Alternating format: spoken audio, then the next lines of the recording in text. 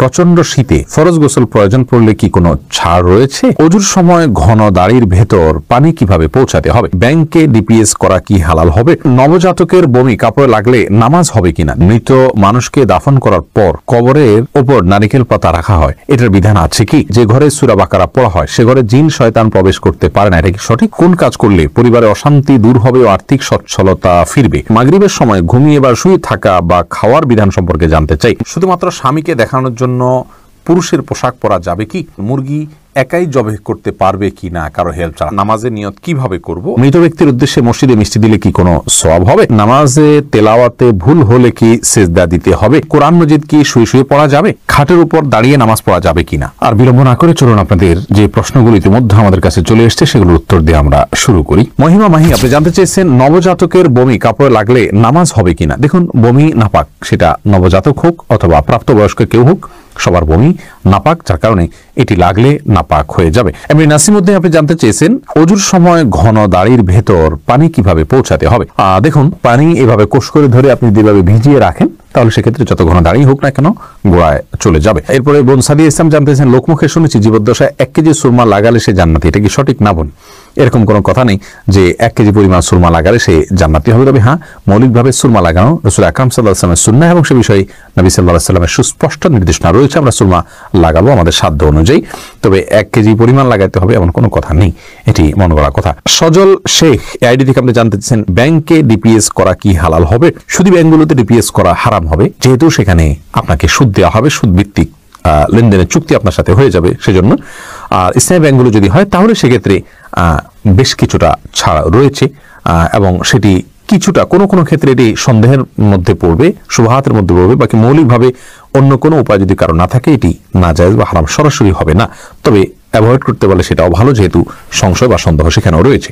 মাহফুজ আহমেদ মুন্না জানতে চেয়েছেন মৃত মানুষকে দাফন করার পর কবরের ওপর নারিকেল পাতা রাখা হয়, এটার বিধান আছে কি? না, মৃত ব্যক্তিকে কবরে দাফন করার পর নারিকেল পাতা রাখার কোনো নির্দেশ কোরআন হাদিসে কোথাও দেওয়া হয়নি, বরং রাসূল আকরাম সাল্লাল্লাহু আলাইহি ওয়াসাল্লাম একটা কবরে তিনি ডাল গেড়েছেন এমনটি পাওয়া যায়, সেটি একটা কবরেই গেড়েছেন, এছাড়া অন্য কোনো কবরে বা সচরাচর সব কবরে তিনি ডাল গেড়েছেন এমনটি পাওয়া যায় না, যার কারণে কবরে কোনো কিছু গাড়তে হবে এমন কোনো কথা ইসলামী শরীয়ত অনুযায়ী নির্দেশিত নয়। মুজাহিদুল ইসলাম শওকাত, আপনি জানতে চেয়েছেন যে ঘরে সূরা বাকারা পড়া হয় সে ঘরে জিন শয়তান প্রবেশ করতে পারে না, এটা কি সঠিক? যদি সঠিক হয় তবে সূরা বাকারা কতটুকু পড়তে হবে? ভাই মুজাহিদুল ইসলাম, এটা সঠিক এবং এ সম্পর্কে রাসূল আকরাম সাল্লাল্লাহু আলাইহি ওয়াসাল্লামের স্পষ্ট হাদিস রয়েছে।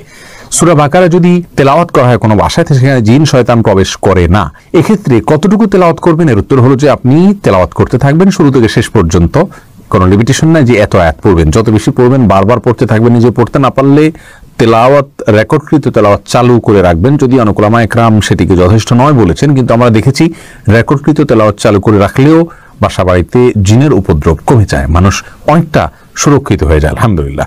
এরপরে আব্দুল্লাহ মাহমুদ জানতে চেয়েছেন ইউটিউব চ্যানেলে নামাজে তেলাওয়াতে ভুল হলে কি সিজদা দিতে হবে? দেখুন, নামাজে যদি তেলাওয়াতে ভুল হয় তাহলে সিজদা দেওয়ার ব্যাপার নাই।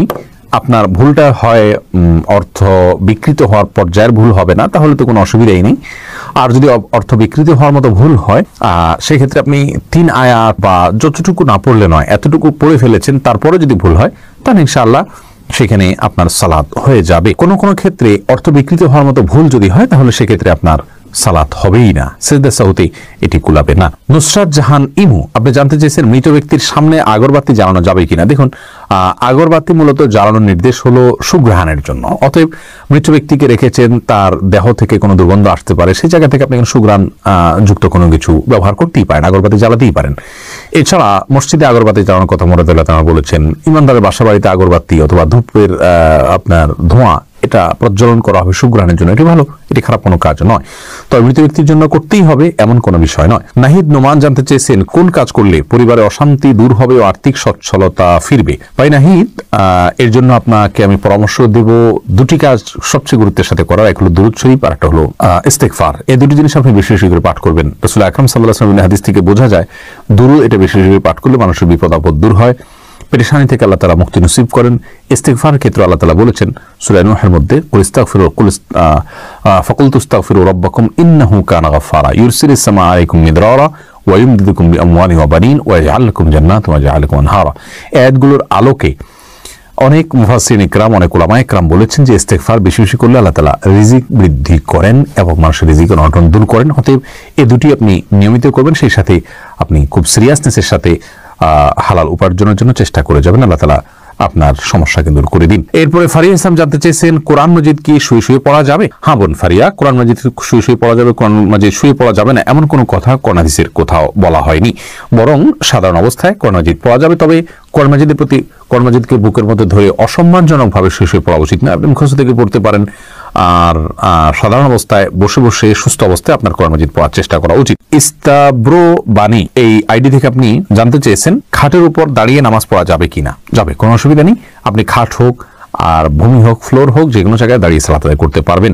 আপনি স্বাভাবিকভাবে যদি সালাত আদায় করতে অসুবিধা না হয় তাহলে সেক্ষেত্রে কোনো অসুবিধা নেই। হ্যাঁ, কোনো কোনো খাটের উপরে দেখা যায় যে ম্যাট্রেস বা ফোম থাকার কারণে অনেক দূর ডেবে যায়, যার কারণে রুকু সিজদায় তিনি ব্যালেন্স রাখতে পারেন না এবং সুন্দরভাবে সালাত আদায় করতে পারেন না, সিজদা সঠিকভাবে করতে পারেন না।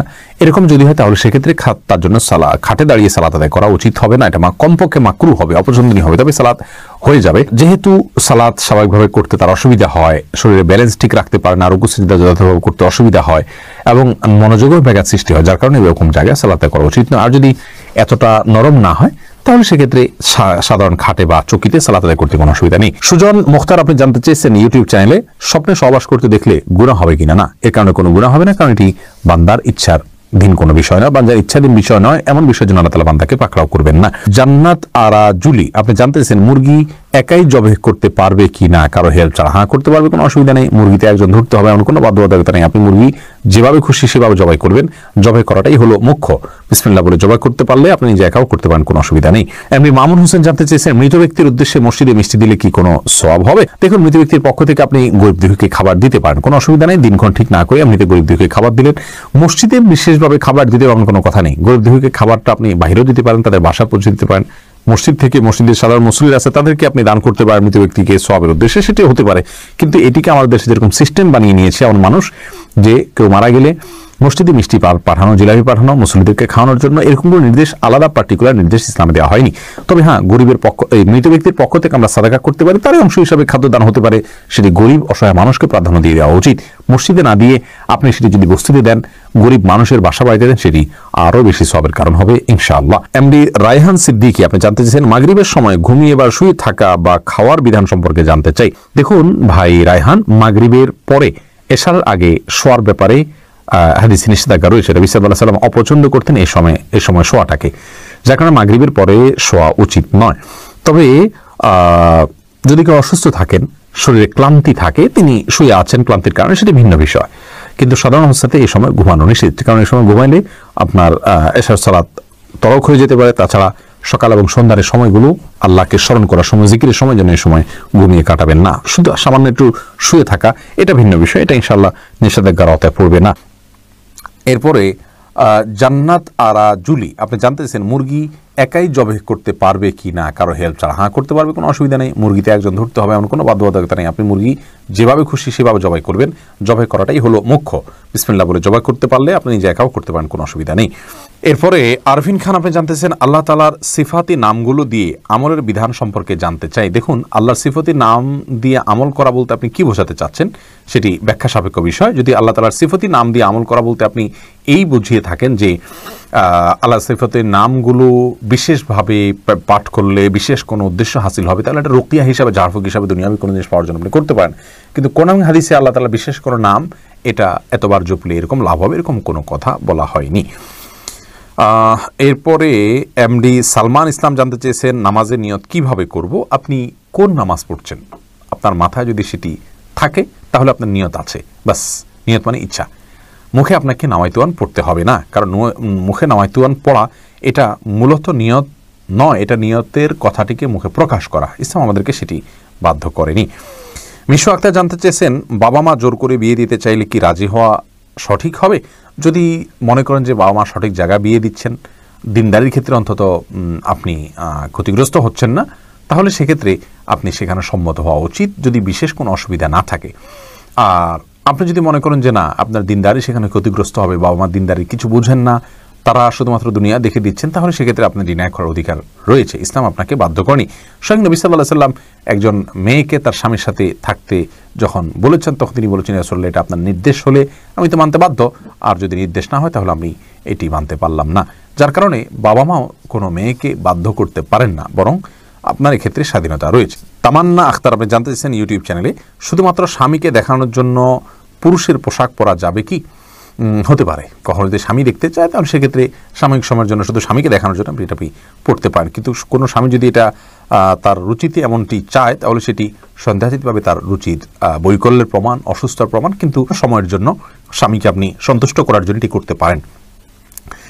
এরপরে নাজমুস সাকিব, আপনি ইউটিউব চ্যানেলে প্রশ্ন করেছেন, ওয়েলডিপ ফটোগ্রাফি এবং স্ট্রিট ফটোগ্রাফি করা যাবে কিনা। দেখুন, স্ট্রিট ফটোগ্রাফি হোক আর যত রকম ফটোগ্রাফি হোক না কেন, এগুলো আপনার যতক্ষণ পর্যন্ত সফট কপি থাকবে, সফট ফটোগ্রাফি কি ইসলামী শরীয়তে বিশুদ্ধ ওলামাদের বিশুদ্ধ ব্যাখ্যা অনুযায়ী, মত অনুযায়ী এটি জায়েজ রয়েছে। যদি ছেলেরা ছেলেদের ছবি নিয়ে কাজ করে, মেয়েরা মেয়েদের ছবি নিয়ে কাজ করে এবং অশ্লীল কোনো কিছু নিয়ে কাজ না করেন, তাহলে সেটি জায়েজ রয়েছে। বাকি এর আরও বিভিন্ন ক্যাটাগরি থাকতে পারে বিস্তারিত, সেগুলোর জন্য পৃথক পৃথক বিধান থাকতে পারে। আমি শুধু মূল বিধানটা বা মৌলিক জিনিসটা আপনাকে জানিয়ে রাখলাম। আইন আখতার, আপনি জানতে চাইছেন কোনো প্রতিযোগিতায় সফল হতে চাইলে কি আমল করতে হবে। দেখুন, কোনো প্রতিযোগিতার সফলতার জন্য বিশেষ কোনো আমল নেই। ও প্রতিযোগিতা সফল হওয়ার জন্য যা যা প্রয়োজন আপনার তা করতে হবে, যা পড়া দরকার তা পড়তে হবে, আপনার স্কিল কে উন্নত করতে প্রয়োজন হলে সেটি করতে হবে। সেই সাথে আল্লাহর কাছে সাধারণ সফলতার জন্য আপনি দোয়া করে যাবেন, বা সাধারণভাবে আপনি যে কোনো ভাষায় দোয়া করবেন। শাকিলা আখতার শাপলা, আপনি জানতে চাইছেন তাহাজ্জুদের নামাজের জন্য বিতর বাদ রাখলে তারপর পিরিয়ড হলে কি করব। পিরিয়ড হয়ে গেলে পিরিয়ড থেকে যখন সুস্থ হবেন তখন পড়ে দিবেন। এরপরে রোজি আহমেদ জানতে চাইছেন, রুকু করার সময় কাপড় টাকনুর উপরে উঠে গেলে নামাজ হবে কি। দেখুন, রুকু করার সময় যদি টাকনুর উপরে কাপড় উঠে যায়, তাহলে সেক্ষেত্রে আপনার মেয়ে মানুষ হিসাবে সামান্য এক ঝলকের জন্য উঠলো, 1 সেকেন্ড 2 সেকেন্ডের জন্য উঠলো, তাতে গুনাহ হবে না ইনশাআল্লাহ বিইذনিল্লাহ। এরপরে রাশিদুল ইসলাম শান্ত জানতে চেয়েছেন, প্রচন্ড শীতে ফরজ গোসল প্রয়োজন পড়লে কি কোনো ছাড় রয়েছে। ভাই শান্ত, প্রচন্ড শীতে ফরজ গোসল এর ক্ষেত্রে আপনি ঠান্ডা পানিতে গোসল করা কষ্টকর হলে আপনার জন্য ছাড় রয়েছে। সেই ক্ষেত্রে যদি ঠান্ডা পানি ব্যবহার করলে আপনার অঙ্গহানি হতে পারে, প্রচন্ড রকমের রোগ দেখা দিতে পারে, জীবন নাশের ভয় হয় আপনার, অথচ গরম করার পানি গরম করার কোনো ওয়ে না থাকে, এরকম যদি হয় তাহলে আপনি তাই এমন করতে পারেন। এরকম কোনো সিচুয়েশনে যদি পড়েন, এরকম কোনো জায়গায় যদি থাকেন। কিন্তু সচরাচর আমাদের দেশে যে পরিমাণ শীত পড়ে, কিছু যে এলাকাতে পঞ্চগড় ইত্যাদিতে অনেক বেশি শীত পড়ে, সেখানে এরকম কোনো সিচুয়েশন থাকতে পারে। কিন্তু নর্মালি অন্যান্য এলাকাগুলোতে, ঢাকার আশেপাশে বা অন্যান্য জেলাগুলোতে যে পরিমাণ শীত পড়ে, তাতে পানি ব্যবহার করলে অঙ্গহানি হয়ে যাবে বা জীবন হুমকির মধ্যে পড়বে, এরকম পরিস্থিতিতে পড়ার সম্ভাবনা খুবই ক্ষীণ। সেই জায়গা থেকে এটি আমাদের জন্য করা জায়েজ হবে না, অর্থাৎ তেমন করে নামাজ আদায় করা জায়েজ হবে না, গোসলই করতে হবে। আর গরম পানির ব্যবস্থা কম বেশ প্রায় বেশিরভাগ জায়গায় আজকাল থাকে। একটু কষ্ট হয়, হয়তো একটু বিব্রতকর পরিস্থিতিতে পড়তে হয়, অন্যরা জেনে যাবে, তাতে কি, আমার তো আল্লাহ তাআলার ফরজ নির্দেশ পালন করতে হবে, যার কারণে এটি আপনার অবহেলা করা যাবে না। ওয়ালিজা উসরাত, আপনি ইউটিউবে আমাদের চ্যানেলে প্রশ্ন করেছেন, একজন দিনমজুর ঠিক করে খাবার জোগাড় করতে পারে না, তার মেয়ের বিয়েতে কি জাকাতের টাকা দেওয়া যাবে। হ্যাঁ, অবশ্যই। তিনি যদি ঠিকমতো খাবার জোগাড় করতে অসুবিধা হয়, তার অবশ্যই তাকে আপনি জাকাত দিতে পারেন। এমনি মামুন হোসেন জানতে চেয়েছেন, মৃত ব্যক্তির উদ্দেশ্যে মসজিদে মিষ্টি দিলে কি কোনো সওয়াব হবে। দেখুন, মৃত ব্যক্তির পক্ষ থেকে আপনি গরিব দুঃখীকে খাবার দিতে পারেন, কোনো অসুবিধা নেই। দিনক্ষণ ঠিক না করে এমনিতে গরিব দুঃখীকে খাবার দিলেন। মসজিদে বিশেষভাবে খাবার দিতে এমন কোনো কথা নেই। গরিব দুঃখীকে খাবারটা আপনি বাইরেও দিতে পারেন, তাদের বাসা পৌঁছে দিতে পারেন। মসজিদ থেকে, মসজিদের সাধারণ মুসল্লিরা আছে তাদেরকে আপনি দান করতে পারেন মৃত ব্যক্তিকে সওয়াবের উদ্দেশ্যে, সেটিও হতে পারে। কিন্তু এটিকে আমাদের দেশে যেরকম সিস্টেম বানিয়ে নিয়েছে এমন মানুষ, যে কেউ মারা গেলে মসজিদে মিষ্টি পাঠানো, জিলাপি পাঠানো মুসল্লিদেরকে খাওয়ানোর জন্য, এরকম কোনো নির্দেশ, আলাদা পার্টিকুলার নির্দেশ ইসলামে দেওয়া হয়নি। তবে হ্যাঁ, গরিবের মৃত ব্যক্তির পক্ষ থেকে আমরা সাদাকা করতে পারি, তারই অংশ হিসাবে খাদ্যদান হতে পারে, সেটি গরিব অসহায় মানুষকে প্রাধান্য দিয়ে দেওয়া উচিত। মসজিদে না দিয়ে আপনি সেটি যদি বস্তিতে দেন, গরিব মানুষের বাসা বাড়িতে দেন, সেটি আরও বেশি সওয়াবের কারণ হবে ইনশাআল্লাহ। এরপরে অর্ষা নীলু, আপনি জানতেছেন দেনমোহরের টাকার কি জাকাত দিতে হবে। বোন, দেনমোহরের টাকা যদি আপনার কাছে থাকে, স্বামীর কাছ থেকে আপনি উসুল করে থাকেন, তাহলে এটি আপনার কাছে 1 বছর স্টে করলে জাকাত দেওয়ার নেশাব যে আছে সেটা পরিমাণ থাকলে আপনাকে অবশ্যই জাকাত দিতে হবে। আর যদি স্বামীর কাছে পাওনা থাকে তাহলে স্বামীরও দিতে হবে না, আপনাকেও দিতে হবে না। হ্যাঁ, স্বামীর নগদ টাকা থাকলে, সম্পদ থাকলে সেটা জাকাত তিনি দিবেন, কিন্তু এই টাকাটার জাকাত আপনাকে দিতে হবে তখন যখন আপনার কাছে এটা হস্তগত হবে। সুজন মুখতার আপনি জানতে চেয়েছেন ইউটিউব চ্যানেলে স্বপ্নে সহবাস করতে দেখলে গুনাহ হবে কিনা। না, এর কারণে কোনো গুনাহ হবে না, কারণ এটি বান্দার ইচ্ছার দিন কোনো বিষয় নয়, বান্দার ইচ্ছাধীন বিষয় নয়, এমন বিষয়ের জন্য আল্লাহ তাআলা বান্দাকে পাকড়াও করবেন না। এরপরে নূরজাহান বেগম জানতে চেয়েছেন হারাম কাজ জেনেও হারাম কাজ করছে এই ভেবে যে পরে তওবা করে নেবে, এটা কি সঠিক? না, এটা মোটেও সঠিক না, এটি সম্পূর্ণ ভুল এবং ভ্রান্ত একটি কাজ। কারণ আপনার ঘরে কোনো মলম আছে যেটা ব্যবহার করলে, ওষুধ আছে যেটা ব্যবহার করলে আপনার কাটা জায়গাটা ভালো হয়ে যাবে, সেজন্য আপনি একটা ভালো হাত, সুস্থ এবং স্বাভাবিক একজন মানুষ ঠান্ডা মাথা আপনি কেটে কেটে ওষুধ দিবেন না। ওষুধটা হলো কেটে গেলে তখন ব্যবহার করার জন্য। তওবার পথ খোলা আছে, সেজন্য আপনি ঠান্ডা মাথায় গুনাহ করে যেতে পারেন না। যদি সুস্থ মস্তিষ্ক মানুষ হয়ে থাকেন, আপনার গুনাহ হয়ে গেছে, আপনার অবচেতন মনে আপনি করে ফেলেছেন, তখন আপনি তওবার সেই মলম ব্যবহার করবেন। অনেকে এমন করেন যে তওবার রাস্তা তো খোলা আছে, আমি সেজন্য গুনাহ করছি। এরকম করলে তাদের তওবা, প্রকৃত তওবা খুব কমই নসিব হয়ে থাকে এবং এটি এক প্রকারের আল্লাহর প্রতি বেপরোয়া হওয়া। হাত কাটার প্রতি বেপরোয়া হলে যেরকম মানুষ এমনটি করতে পারে, আল্লাহর প্রতি বেপরোয়া হওয়ার আলামত, যেটি কোনো কোনো ক্ষেত্রে কুফরি পর্যন্ত আমাদেরকে নিয়ে যেতে পারে, আল্লাহর প্রতি অবিশ্বাসের পর্যন্ত নিয়ে যেতে পারে। এটার জন্য এটা উচিত নয় এবং খুব জঘন্য একটি বিষয়।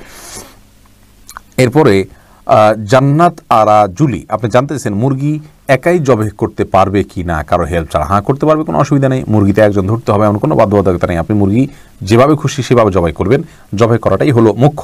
বিসমিল্লাহ বলে জবাই করতে পারলে আপনি নিজে একাও করতে পারেন, কোনো অসুবিধা নেই। এরপরে এমডি রায়হান সিদ্দিকী আপনি জানতে চাইছেন মাগরিবের সময় ঘুমিয়ে বা শুয়ে থাকা বা খাওয়ার বিধান সম্পর্কে জানতে চাই। দেখুন ভাই রায়হান, মাগরিবের পরে এশার আগে শোয়ার ব্যাপারে হাদিসে নিষেধাজ্ঞা রয়েছে। নবী সাল্লাল্লাহু আলাইহি ওয়াসাল্লাম অপছন্দ করতেন এই সময় শোয়াটাকে, যার কারণে মাগরিবের পরে শোয়া উচিত নয়। তবে যদি কেউ অসুস্থ থাকেন, শরীরে ক্লান্তি থাকে, তিনি শুয়ে আছেন ক্লান্তির কারণে, সেটি ভিন্ন বিষয়। কিন্তু সাধারণ অবস্থাতে এই সময় ঘুমানো নিষেধ, কারণ এই সময় ঘুমাইলে আপনার এশার সালাত তরক হয়ে যেতে পারে। তাছাড়া সকাল এবং সন্ধ্যার সময়গুলো আল্লাহকে স্মরণ করার সময়, জিকিরের সময় যেন এই সময় ঘুমিয়ে কাটাবেন না। শুধু সামান্য একটু শুয়ে থাকা এটা ভিন্ন বিষয়, এটা ইনশাআল্লাহ নিষেধাজ্ঞার আওতায় পড়বে না।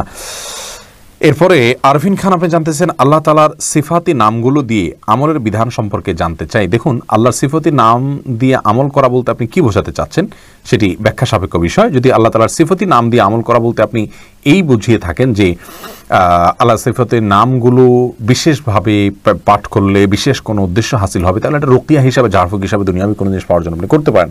কিন্তু কোরআন হাদিসে আল্লাহ তাআলা বিশেষ কোনো নাম এটা এতবার জপলে এরকম লাভ হবে, এরকম কোনো কথা বলা হয়নি। এরপরে এমডি সালমান ইসলাম জানতে চেয়েছেন নামাজের নিয়ত কিভাবে করব। আপনি কোন নামাজ পড়ছেন, আপনার মাথায় যদি সেটি থাকে তাহলে আপনার নিয়ত আছে, বাস। নিয়ত মানে ইচ্ছা। মুখে আপনাকে নামাইতুয়ান পড়তে হবে না, কারণ মুখে নামাইতুয়ান পড়া এটা মূলত নিয়ত নয়, এটা নিয়তের কথাটিকে মুখে প্রকাশ করা। ইসলাম আমাদেরকে সেটি বাধ্য করেনি। মিশু আক্তার জানতে চেয়েছেন বাবা মা জোর করে বিয়ে দিতে চাইলে কি রাজি হওয়া সঠিক হবে? যদি মনে করেন যে বাবা মা সঠিক জায়গায় বিয়ে দিচ্ছেন, দিনদারির ক্ষেত্রে অন্তত আপনি ক্ষতিগ্রস্ত হচ্ছেন না, তাহলে সেক্ষেত্রে আপনি সেখানে সম্মত হওয়া উচিত, যদি বিশেষ কোনো অসুবিধা না থাকে। আর আপনি যদি মনে করেন যে না, আপনার দিনদারি সেখানে ক্ষতিগ্রস্ত হবে, বাবা মা দিনদারি কিছু বুঝেন না, তারা শুধুমাত্র দুনিয়া দেখে দিচ্ছেন, তাহলে সেক্ষেত্রে আপনার ডিনাই করার অধিকার রয়েছে। ইসলাম আপনাকে বাধ্য করেনি। স্বয়ং নবী সাল্লাল্লাহু আলাইহি ওয়াসাল্লাম একজন মেয়েকে তার স্বামীর সাথে থাকতে যখন বলেছেন, তখন তিনি বলেছেন রাসূলুল্লাহ, এটা আপনার নির্দেশ হলে আমি তো মানতে বাধ্য, আর যদি নির্দেশ না হয় তাহলে আমি এটি মানতে পারলাম না। যার কারণে বাবা মাও কোনো মেয়েকে বাধ্য করতে পারেন না, বরং আপনার এক্ষেত্রে স্বাধীনতা রয়েছে। এরপরে তামান্না আখতার আপনি জানতে চাইছেন ইউটিউব চ্যানেলে শুধুমাত্র স্বামীকে দেখানোর জন্য পুরুষের পোশাক পরা যাবে কি? হতে পারে, কখনো যদি স্বামী দেখতে চায় তাহলে সেক্ষেত্রে সাময়িক সময়ের জন্য শুধু স্বামীকে দেখানোর জন্য আপনি এটা পড়তে পারেন। কিন্তু কোনো স্বামী যদি এটা তার রুচিতে এমনটি চায়, তাহলে সেটি সন্দেহাতীতভাবে তার রুচির বৈকল্যের প্রমাণ, অসুস্থতার প্রমাণ। কিন্তু দুঃখিত, সামান্য সময়ের জন্য স্বামীকে আপনি সন্তুষ্ট করার জন্য এটি করতে পারেন। এরপরে নাজমুস সাকিব আপনি ইউটিউব চ্যানেলে প্রশ্ন করেছেন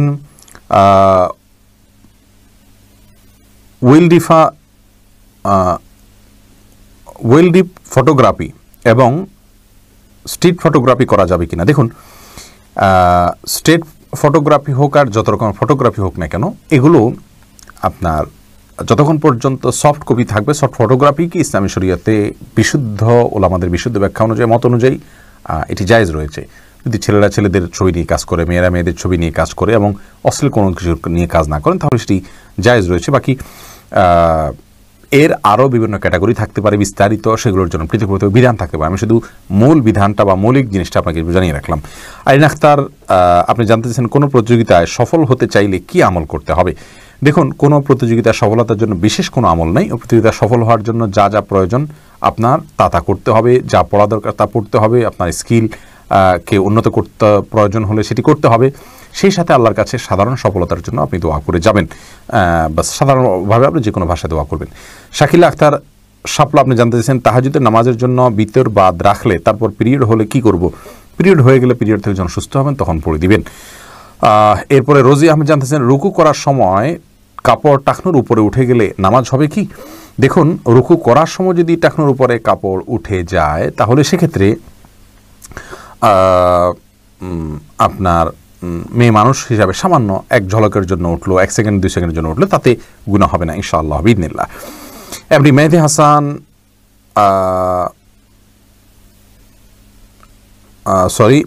মেহেদি রাসেল, আপনি জানতেছেন মুসলিম এবং মুসলমানের মধ্যে পার্থক্য কি? ভাই, মেহেদি রাসেল মুসলিম এটি আরবি শব্দ, আর মুসলমান এটি ফার্সি শব্দ, কোনো পার্থক্য নেই। ফার্সিতে উর্দুতে মুসলমান বলা হয়, আমরা বাংলাতে মুসলমান বলি অনেকে, আর মূলত এর আরবি শব্দটা হলো মুসলিম, যার কারণে অর্থগত কোনো পার্থক্য নেই, দুই ভাষায় ব্যবহার হয়ে থাকে। এরপরে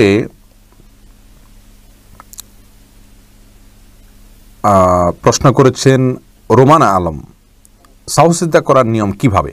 দেখুন, সাহসিদ্দার 2টি নিয়ম রয়েছে। একটি হলো যে আপনি আত্মায়াতু দুরুদ ইত্যাদি পাঠ করার পর আপনি সরাসরি 2টা সেজদা দিয়ে উঠে 2 দিকে সালাম ফিরিয়ে ফেলবেন। আরেকটা হলো যে একদিকে সালাম ফিরিয়ে সেজদা দিয়ে উঠে 2টা সেজদা দিয়ে উঠে আপনি আবারও আত্মায়াতু দুরুদ পড়ে তারপর 2 দিকে সালাম ফিরে সালাত শেষ করবেন। এই 2টা পদ্ধতির অনেক ওলামায়ে কেরামের মধ্যে 2 ধরনের ভুলে 2 ধরনের পদ্ধতি অ্যাপ্লাই হবে, আর অনেকের মধ্যে সব ধরনের পদ্ধতি যে কোনো একটি পদ্ধতি অ্যাপ্লাই হবে। ইনশাআল্লাহ এ বিষয়ে আমরা পৃথক কোনো একটা ভিডিওতে বিস্তারিত আলোকপাত করব, যেহেতু এটি ব্যাখ্যা সাপেক্ষ বিষয়। এরপরে মোহাম্মদ সোহেল জানতে চেয়েছেন, কেউ যদি আমার সাথে প্রতারণা করে আর আমি যদি তার সাথে কথা না বলি তাহলে গুনাহ হবে কিনা? আপনি মনের দুঃখ থেকে তার সাথে কথা নাই বলতে পারেন, কিন্তু সম্পর্ক ছিন্নের লেভেলে চলে যাওয়া উচিত না। অন্তত সালাম বা সাধারণ কথাবার্তা এটুকু অন্তত হওয়া উচিত। শরীফুদ্দিন সুজন জানতে চেয়েছেন, মেয়েরা পর্দা করে লাইভে কোরআন শিক্ষা অথবা পণ্য বিক্রি করতে পারবে কিনা? পর্দার সাথে মেয়েরা যদি ছেলেদের মধ্যে মার্কেটিং করেন সেক্ষেত্রে কণ্ঠকে কোনো প্রকার কোমল না করে সম্পূর্ণ পর্দার মধ্যে থেকে তিনি করতে পারবেন। মতিয়ার রহমান, আপনি ইউটিউব চ্যানেলে প্রশ্ন করেছেন, বিবাহিত মেয়েদের নাম স্বামীর নামের সাথে যোগ করে রাখা যাবে কিনা? এটি ভুল একটি প্রচলন। যে কোনো মেয়েদের নাম, ছেলেদের নাম যাই হোক, নামের শেষে তার বাবার নাম, তার দাদার নাম, তার বংশের নাম থাকবে। স্বামী তার স্ত্রীর নাম যুক্ত করা বা স্ত্রী তার স্বামীর নামকে নামের শেষে যুক্ত করা এটি সঠিক নয়, কারণ এটি চেঞ্জেবল জিনিস। নাম এটি পরিবর্তনশীল কোনো বিষয় নয়, যার কারণে বাবার নাম শেষে যুক্ত থাকা উচিত, স্বামীর নাম।